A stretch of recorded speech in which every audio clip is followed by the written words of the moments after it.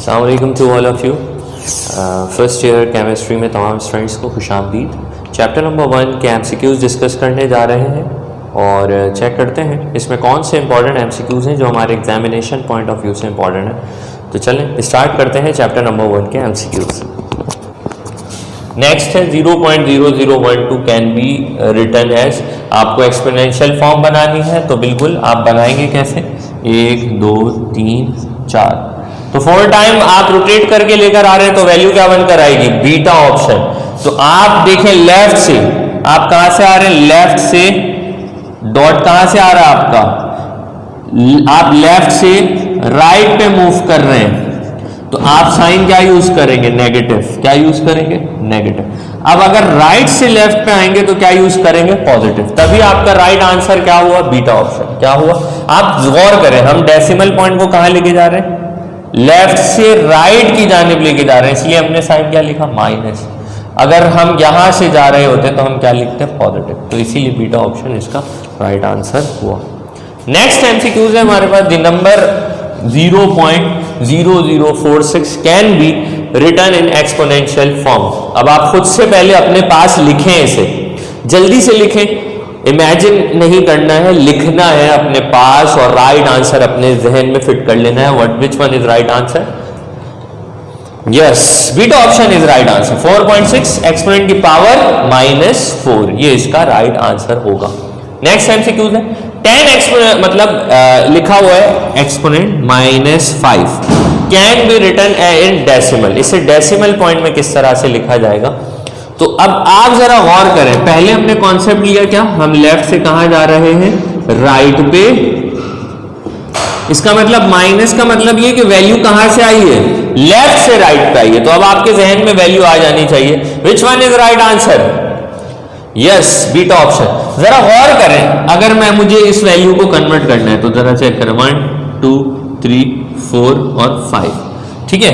1 के अक्रॉस बनाना है तो ये क्या बन जाएगी वैल्यू, 1.0। तो वैल्यू क्या बनेगी, एक्सपोनेंट की पावर -5। तो तभी हमारा राइट आंसर क्या बना, beta option. Next MCQs,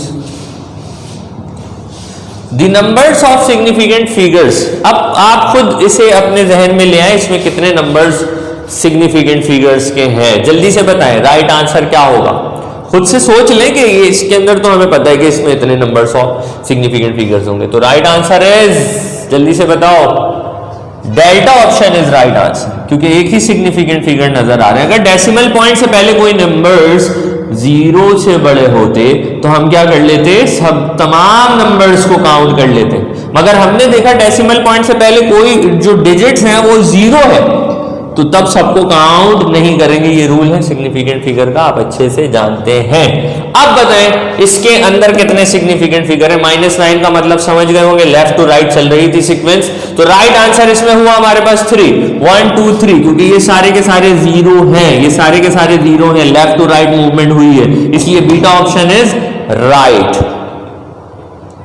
the moles of water contain, ठीक है, वाटर की बात हो रही है तो आप एक बात कॉन्स्टेंटली आप अपने जहन में बैठा लें कि आप 1 मोल की बात करें या किसी भी एलिमेंट्री कंपाउंड्स का जिक्र हो रहा हो, उसके अंदर आप कंटेनिंग चीजें पूछ रहे हो विथ क्रॉसपॉन्ड टू मोल्स, तो अब हमारे जहन में एक बात फिक्स है कि वो हमेशा बराबर है 6.0 to 10⁻23। फैसला ये करना है कि वो एटम्स होंगे या मॉलिक्यूल्स। तो आपने चेक करना है क्या उनके दरमियान कोवेलेंट बॉन्डिंग हो रही है। अगर कोवेलेंट बॉन्डिंग है तो आप वर्ड क्या यूज करेंगे, मॉलिक्यूल्स। क्या यूज करेंगे, मॉलिक्यूल्स। मगर आप जरा चेक कर लें, हम सिर्फ ये लिखते 1 मोल्स ऑफ मॉलिक्यूल्स, तो इसमें भी है, मॉलिक्यूल्स तो इसमें भी है। गौर इस पे करना है 2 मोल्स पे। अगर लिखा होता 1 मोल तो आप सीधे सीधे क्या कर लेते, लिखते H2O 1 मोल। वाटर के कितने मोल है, 1 मोल है, और ये किसके बराबर है, 6.02 एक्सपोनेंट की पावर 23। यहां सवाल में कितने मोल्स दिए गए, 2 मोल्स। कितने मोल दिए गए, 2 मोल्स ऑफ H2O। तो आप क्या करेंगे, 2 को मल्टीप्लाई कर देंगे 6.02 10⁻23। जब आप इसे सॉल्व करेंगे तो आपके पास डेल्टा ऑप्शन आएगा, 1.204 एक्सपोनेंट की पावर 24 मॉलिक्यूल्स। देखिए दोनों में मॉलिक्यूल्स हैं, हमें एक बात तो तय कर ली, मॉलिक्यूल्स में से ही कोई राइट आंसर होगा, क्योंकि एटम्स नहीं हो सकते, सिंगल एलिमेंट की बात नहीं हो रही है। बात हो रही है 2 मोल्स की, 1 मोल होते तो हम लिखते 6.0, तो 2 मोल्स की बात हो रही है तो 2 से मल्टीप्लाई कर दिया जाएगा। नेक्स्ट एमसीक्यूज चेक कर लेते हैं, जल्दी से चेक करें इसे। Glucose C6H12O6 has molecular mass, जल्दी से कैलकुलेट करें अपने पास और मुझे बताएं इसका राइट आंसर क्या होगा। The right answer is beta option 180। जब आप कैलकुलेट करेंगे इसका मॉलिक्यूलर मास तो किसके बराबर आएगा, 180 के बराबर आएगा। Next MCQs, how many grams of CO2 will be produced by burning 24 gram of carbon. तो ऑप्शन है 32 ग्राम, 64 ग्राम, सी चार्ली ऑप्शन है 48 ग्राम और डेल्टा ऑप्शन है 88 ग्राम। तो आपसे पूछा जा रहा है how many gram of CO2 will be produced by burning 24 gram of carbon. Mass mass relationship है, एक मास गिवन है, दूसरे की कैलकुलेशन करनी है। जब सॉल्व करेंगे तो आपके पास जवाब क्या आ जाएगा, 88 ग्राम आएगा।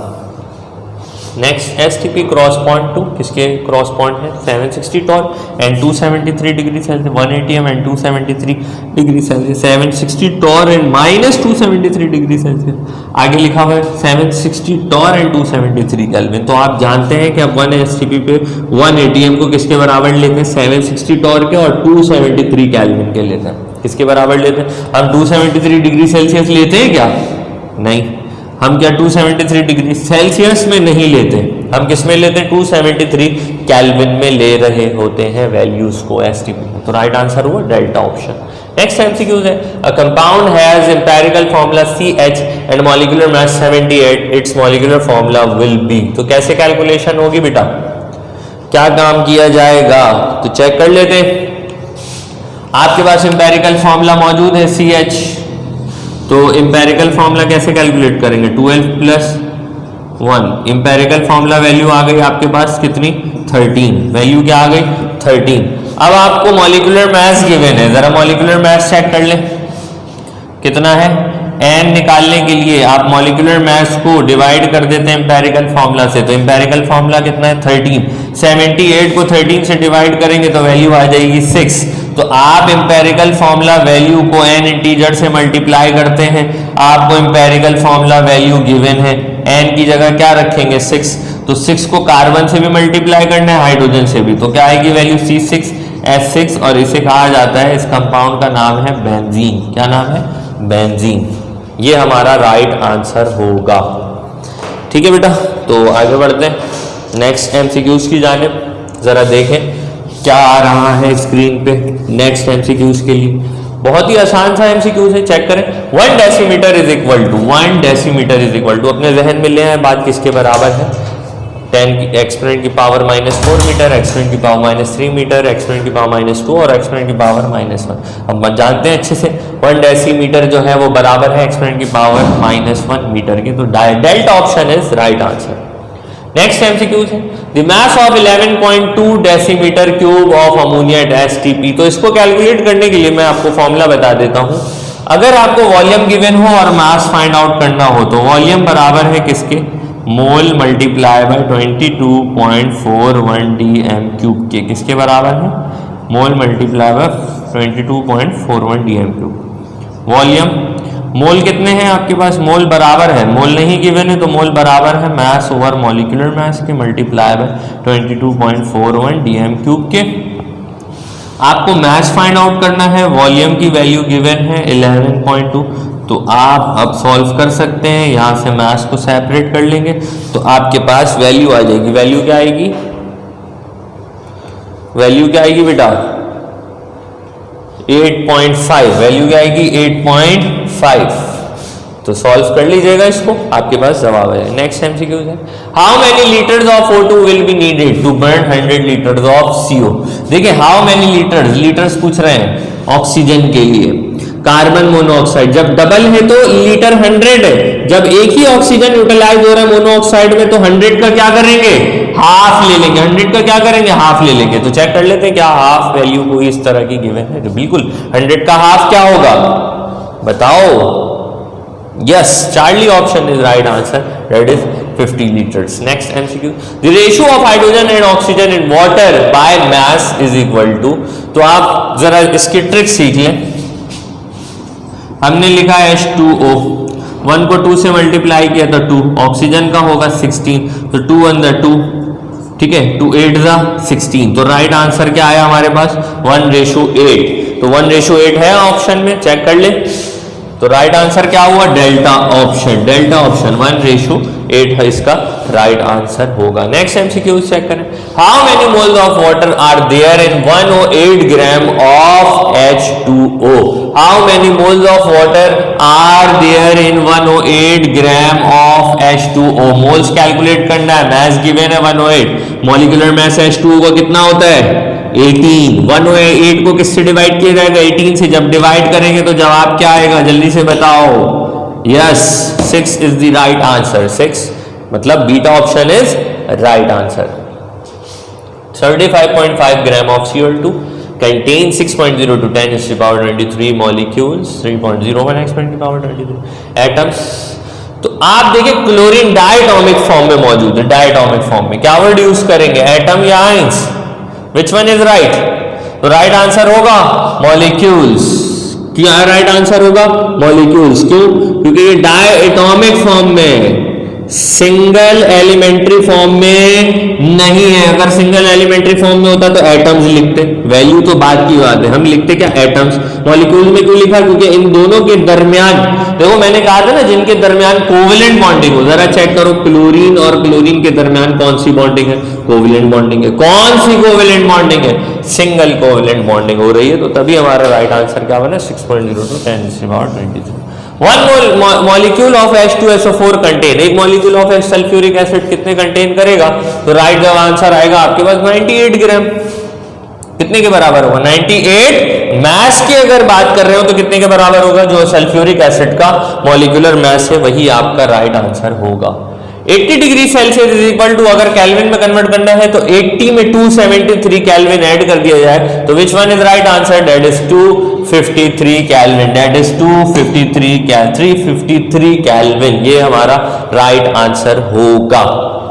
Next MCQs, the large number of molecules are present in 3.6 gram of H2, 4.5 gram of C2H5OH, 2.8 gram of CO and 5.4 gram of N2O5। इन्होंने पूछा क्या आपसे, the large number of molecules are present in, तो आप जरा check करें इनमें से कौन सा ऐसा स्पीशीज मौजूद है या ऐसा कंपाउंड मौजूद है जो बहुत ह्यूज अमाउंट में आपको मिलता है, तो हम कहेंगे सर सॉल्वेंट, और अच्छा सॉल्वेंट कौन है हमारे पास वाटर, तो अब जितने भी ग्राम वाटर के गिवन है उसके लिए हमने एक बात फिक्स कर लेनी है कि ये अमाउंट में इन सबसे ज्यादा है, क्योंकि यूनिवर्सल सॉल्वेंट है, इसलिए लार्ज नंबर ऑफ मॉलिक्यूल्स का इख्तियार भी किसके पास होगा, जो लार्ज अमाउंट ऑफ सॉल्वेंट रखता होगा, that is water, that is water. तो राइट आंसर क्या होगा हमारे पास 3.6 gram of H2O, 3.6 gram of. तो एक कॉन्सेप्ट हमने क्या लिया, जो हमारे पास सॉल्वेंट ह्यूज अमाउंट में उसके नंबर ऑफ मॉलिक्यूल सबसे ज्यादा आएंगे, इसलिए हमने कहा कि वाटर। अब हम क्या करेंगे, अब हम अपनी आसानी के लिए जब हम इसे आपके पास इन टर्म ऑफ सबके मैसेज गिवन है, कंपैरिजन करने को कहा जा रहा है, तो अब हम क्या करेंगे, सबको सॉल्व करेंगे। नंबर ऑफ मॉलिक्यूल्स कैलकुलेट करने के लिए क्या करेंगे, मास over molecular mass 4.5 C2H5OH ethyl alcohol, इसके मॉलिक्यूलर मास से इससे डिवाइड किया जाएगा और एवोगाड्रोस से मल्टीप्लाई किया जाएगा, चेक करेंगे आप। उसके बाद 2.8 और कार्बन मोनोऑक्साइड का मॉलिक्यूलर मास है 28, तो आप मल्टीप्लाई करेंगे एवोगाड्रोस नंबर से। 5.4 इसी तरह N2O5 नाइट्रोजन पेंटा ऑक्साइड इसे कहा जाता है, 54 इसका मॉलिक्यूलर मास है, इससे डिवाइड करेंगे और मल्टीप्लाई करेंगे 6.0 to 10 to the power 23 से। तो आप मल्टीप्लाई और डिवाइड करने के बाद इसे सॉल्व कर लीजिएगा और चेक करिएगा इसमें राइट आंसर क्या आ रहा है आपके पास। नेक्स्ट एमसीक्यू है, bromine has 2 isotopes having the relative abundance as bromine 50.51% and 49.49. The average atomic mass of bromine is 80. The average atomic mass of bromine is 80. ठीक है, तो एवरेज एटॉमिक मास आप जानते हैं किस तरह से कैलकुलेशन की थी हमने, तो इसका राइट आंसर होगा 80। Next MCQs, which of the following compound has highest percentage of oxygen by weight. तो सबका मॉलिक्यूलर मास कैलकुलेट कर लेंगे, तो जिसमें मॉलिक्यूलर मास कैलकुलेट करने के बाद आपके पास वैल्यू सबसे बड़ी आ रही होगी, उसी के पास सबसे ज्यादा परसेंटेज मौजूद है किसके, ऑक्सीजन के। तो आप जरा खुद भी गौर करें कि किसके पास सबसे ज्यादा ऑक्सीजन बाय परसेंटेज मौजूद है। तो राइट आंसर है H2O। द राइट आंसर है इज H2O। ठीक है, तो which of the following compound has highest percentage of oxygen by weight अगर बात करें तो ऑक्सीजन की परसेंटेज वाटर में सबसे ज्यादा आएगी। नेक्स्ट एमसीक्यू जरा चेक करें। A simple formula of a compound contain 81.8% carbon and 18.2% of hydrogen. तो दोनों के अगर परसेंटेजेस गिवन हो तो क्या करते हैं, सिंपल फॉर्मूला कैलकुलेट करने के लिए क्या किया जाएगा, आप 81.8 को डिवाइड करेंगे किससे, कार्बन के एटॉमिक मास से। आप 18.2 को किससे डिवाइड करेंगे, एटॉमिक मास ऑफ हाइड्रोजन से। तो फिर आपने वही काम करना है जो मैंने आपको सिखाया है, डिवाइड करेंगे, आपके पास कंपाउंड बन के आएगा। तो राइट आंसर होगा CH3। नेक्स्ट एमसीक्यू है, in rounding off data figure is drop. कौन सी फिगर्स को आप राउंडिंग ऑफ डाटा में ड्रॉप करते हैं या टर्मिनेट करते हैं। तो हम अच्छे से जानते हैं हम किस वैल्यूज को ड्रॉप करते हैं, तो वो वैल्यूज होती हैं लास्ट की वैल्यूज जिन्हें हम ड्रॉप करते हैं। Next MCQs please.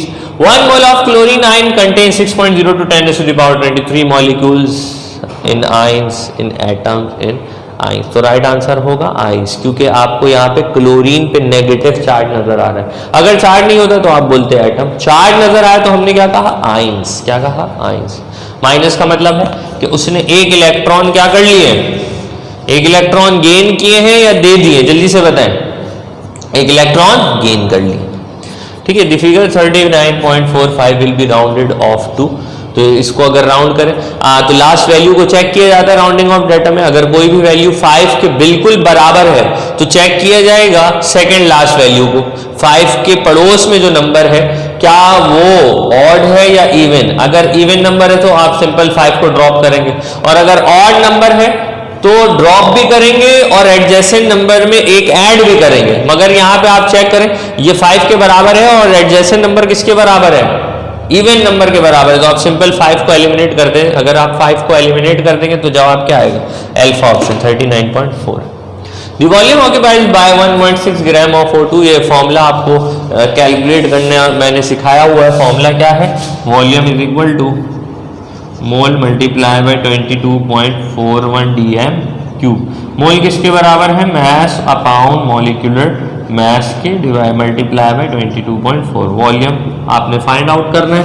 तो मैस कितना है 1.6, मॉलिक्यूलर मैस कितना है ऑक्सीजन का 32, क्योंकि O2 है, मल्टीप्लाई कर देंगे 22.41 dm³ से। तो आपके पास जवाब आ जाएगा 1.12 dm³, 1.12 dm³। Next MCQ, the mass of 1 molecule of oxygen is.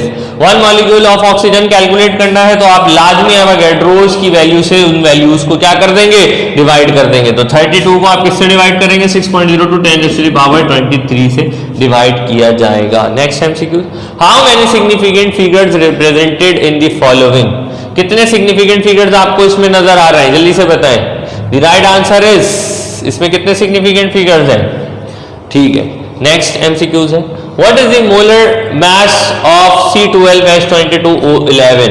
इसके अंदर आपको मोलर मास कैलकुलेट करने हैं। तो कार्बन 12, हाइड्रोजन 1, 22 से मल्टीप्लाई 16, 11 से मल्टीप्लाई सॉल्व करेंगे तो जवाब आएगा 342 ग्राम। नेक्स्ट एमसीक्यूज है, 10 gram of H2SO4 is equal to कितने मोल्स के बराबर है। तो मोल का फॉर्मूला है मास ओवर मॉलिक्यूलर मास। मास की वैल्यू गिवन है, मॉलिक्यूलर मास 98 होता है सल्फ्यूरिक एसिड का। तो डिवाइड करेंगे तो आपके पास वैल्यू आ जाएगी। The right answer is delta option, that is 0.1023 moles. Next MCQ है, 5 dm³ of CO2 contain 6 exponent की पावर 23 मॉलिक्यूल्स।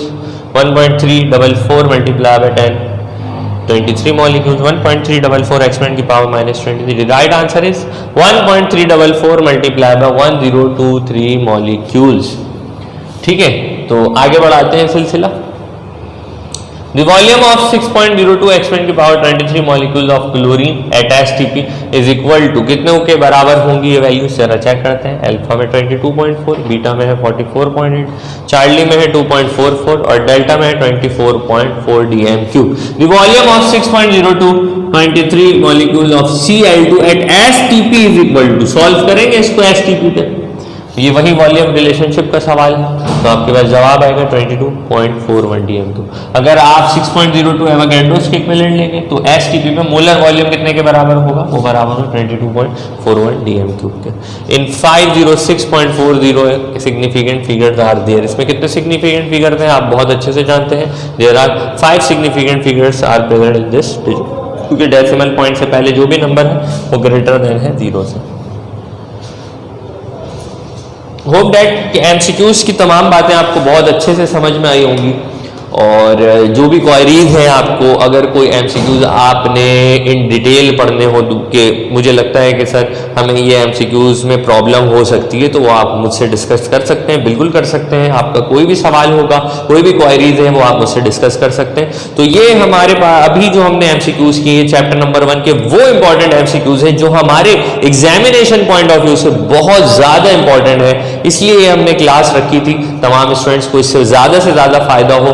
फिर से मैं वही बात कहूँगा, आपको जो भी प्रॉब्लम हो, कोई भी क्वेरीज हो कि सर इस एमसीक्यूज में हमें ये प्रॉब्लम हो सकती है, तो आप मुझसे बिल्कुल डिस्कस कर सकते हैं, ये आपका बिल्कुल राइट है। अपना बहुत सारा ख्याल रखिएगा, अपनी खास दुआओं में याद रखिएगा। अल्लाह हाफ़िज़।